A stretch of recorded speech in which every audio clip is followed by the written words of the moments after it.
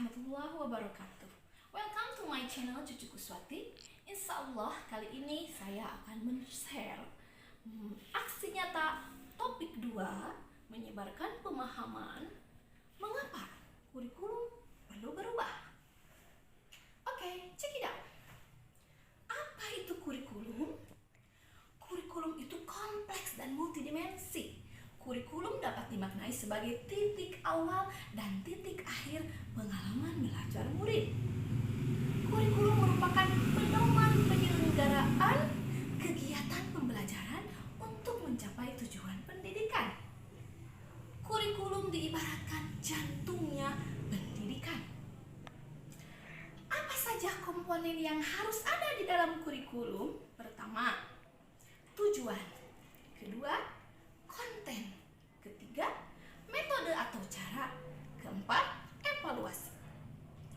Kurikulum yang baik adalah kurikulum yang sesuai dengan zamannya dan bersifat dinamis, yaitu terus dikembangkan atau disesuaikan dengan konteks dan karakteristik murid demi mencapai kompetensi murid yang sesuai dengan kebutuhan mereka kini dan masa depan. Mengapa kurikulum perlu berubah? 1. Relevan dengan perkembangan zaman. Kedua, memenuhi kebutuhan belajar murid. Ketiga, menyiapkan generasi cemerlang di masa depan. 5. Prinsip penerapan pembelajaran baru. 1. Harus mempertimbangkan kebutuhan capaian belajar murid. 2. Membangun kapasitas belajar murid menjadi pembelajar sepanjang hayat. 3.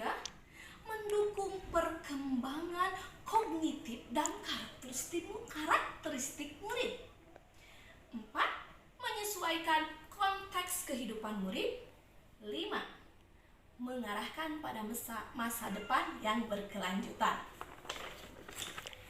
Kurikulum nasional implementasi perlu disesuaikan berdasarkan dengan masing-masing satuan pendidikan dengan kebutuhan murid, lingkungan, geografis, dan budaya yang sangat berbeda. Kurikulum yang diadaptasi dan disesuaikan oleh satuan pendidikan disebut dengan kurikulum operasional satuan pendidikan atau disingkat KOSP. Apakah kurikulum Merdeka dapat diadaptasi oleh satuan pendidikan?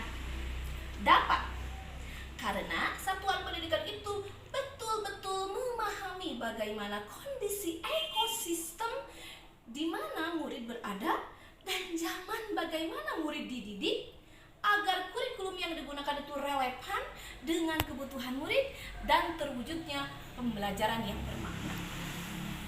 Nah, sekarang sudah paham kan mengapa kurikulum perlu berubah dan diadaptasi?